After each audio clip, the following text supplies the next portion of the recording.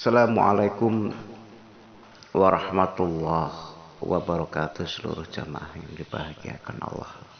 Selamat pagi, selamat menjalankan amanah. Semoga amanah hari ini dilancarkan Allah Subhanahu wa ta'ala. Saudaraku jamaah semua yang dibahagiakan Allah, saat diri nawaitu mulai belajar patrap tetulung, jangan sampai diri ini merasa mempunyai ilmu, merasa diri ini sudah hebat, merasa diri ini sudah sakti. Ini adalah salah. Kita menjalankan patrap tetulung itu harus murni karena memandang ini adalah amanah Allah. Titik itu. Ya, catat. Dan diingat, kita menjalankan patrap tetulung ini murni menjalankan amanah Allah. Karena apa? Mari kita buka lagi kesadaran kita. Mereka jauh-jauh datang, digerakkan hatinya oleh Allah untuk datang di majelis jenengan, untuk datang di rumah jenengan. Itu semua adalah Allah. Ketika ada orang minta tolong kepada kita, lalu diri kita masih merasa tidak mampu, ini sama dengan kita itu meremehkan Allah. Karena apa? Allah tak jauh dari urat nadi kita. Allah selalu bersama kita. Nah, gimana kesadaran jenengan? Kok masih berani meremehkan diri kita?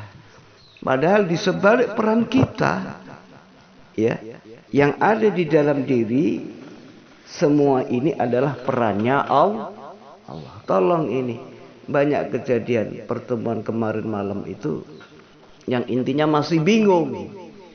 Termasuk jamaah kita yang terang-terangan sudah buka praktek. Urusan buka praktek, jika ada komplain saya siap untuk menurunkan izin. Izin kita sudah sampai ke Menkumham. Kalau memang ada komplain. Tapi tak perlulah model-model kayak gitu itu. Kecuali dipertanyakan, saya siap turun. Dan saya siap memberikan izin secara langsung. Komplit kita, tidak usah takut. Ya. Karena apa? Kita berjuang di wilayah syariat. Sebelum orang itu membuktikan apa yang kita pelajari, itu susah kita untuk bisa menarik hatinya jamaah itu.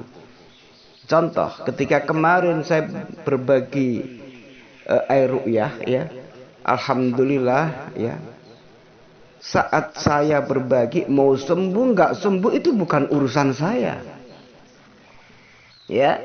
Saya yakin, saya ingin berbagi air ru'yah, saya bagikan. Tapi alhamdulillah akhirnya 80% banyak penyakit yang Allah sembuhkan. Akhirnya mereka mengejar. Nah ini, orang syariat itu model kayak gitu. Maunya bukti dulu baru dia akan ikut.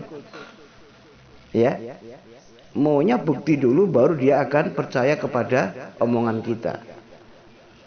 Setelah dia merasa enak saat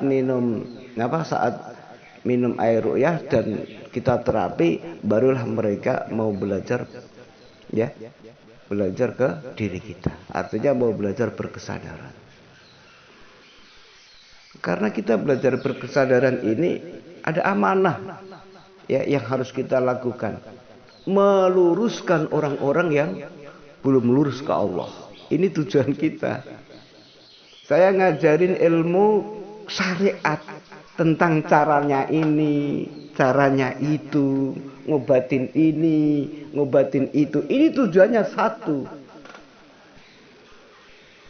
Tujuannya ketika orang syariat sudah minta pertolongan kepada kita, kemudian Allah memberikan suatu kesembuhan, akhirnya kita itu dengan mudah mengajak mereka untuk belajar lurus ke Allah. Kalau kita yang lurus ke Allah diem, membiarkan orang-orang pergi ke tempat-tempat yang tidak paham, sama Ya, kita itu membiarkan orang lain menuju ke jalan kesesatan. Ini tujuannya ini. Kenapa saya bongkar ilmu syariat? Oke lah. Karena yang kita hadapi kebanyakan 90% lingkungan kita adalah lingkungan yang pemahamannya masih di wilayah syariat. Maka syariat juga perlu. Nah, bagi kita yang sudah paham kesadaran, jangan terjebak di syariatnya. Terapi yang kita pergunakan semua itu adalah di sebalik, ya, semua alat terapi yang kita pergunakan semua itu adalah murni kekuatan Allah. Suka-sukanya Allah menaruh kekuatan, bisa di tongkat, bisa di surban, bisa di batu, bisa macam-macam. Kita tidak boleh terjebak lagi di sana. Kita bicara kesaktian sudah 10 tahun lebih yang lalu kita. Termasuk diri saya dulu juga lama terjebak di sana. Ya. Tapi setelah belajar kesadaran kita tahu. Ya, kita menjadi tahu bagaimana kita bisa betul-betul mengeluarkan kekuatan yang tak terbatas, ya, yang ada di dalam diri kita. Modalnya apa? Cukup, ya. Semua yang ada di diri kita adalah murni ada perbuatan Allah. Di situ ada perannya Allah. Maka perannya Allah itulah yang kita gunakan untuk menolong seseorang. Jangan ada pikiran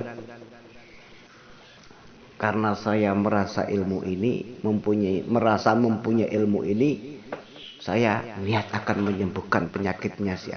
Memangnya kita bisa apa? Ini pemahaman anak TK. Merasa bisa. Merasa apa? Bukan seperti itu. Ya. Ayo kita belajar lebih detail, ya. Lebih detail yang kita hadapi orang syariat, ya kita tidak usah bahas hakikat. Kita ngalir dulu, ikutin saja. Jadi inti dari semua ini adalah jangan sampai diri ini terjebak. Ya, kalau kita yang sudah kenal Allah kita diam, membiarkan orang lain, saudara kita, teman kita menuju belajar, menuju ke tempat-tempat yang tidak menuju ke wilayahnya Allah, ya sama kita dengan membiarkan mereka dalam kesesatan. Ya, susah. Tega jenengan membiarkan orang wis gak ngerti, akhirnya pergi ke tempat dukun sing gak paham apa-apa, akhirnya malah ndak karo-karuan. Ujung-ujungnya risikonya besar. Bicara kegoeban besar risikonya. Efeknya besar, dampaknya berat. Ya, ini amanah kita semua. Harus kita ajaklah, ya. Bagi mereka yang sudah menerima banyak tamu, marilah kita ajak jamaah kita, orang-orang terdekat kita lah, minimal orang yang kenal dengan kita ajak menuju ke Allah. Ya, ini perbuatan yang sangat mulia. Ya, nggak ada orang yang belajar mengajak ke Allah. Semua orang syariat mengajarkan kesaktian, kehebatan. Memangnya bisa apa dia? Tetap semangat. Terima kasih pertanyaannya Ustadz Amin. Siapa tadi? Pak Priyono, ya, Pak Ustadz Priyono. Mudah-mudahan jamaah jenengan semakin tambah banyak, ya, semakin tambah banyak pengikutnya. Demikian. Terima kasih. Wabillahi taufiq wal hidayah. Assalamualaikum warahmatullahi wabarakatuh.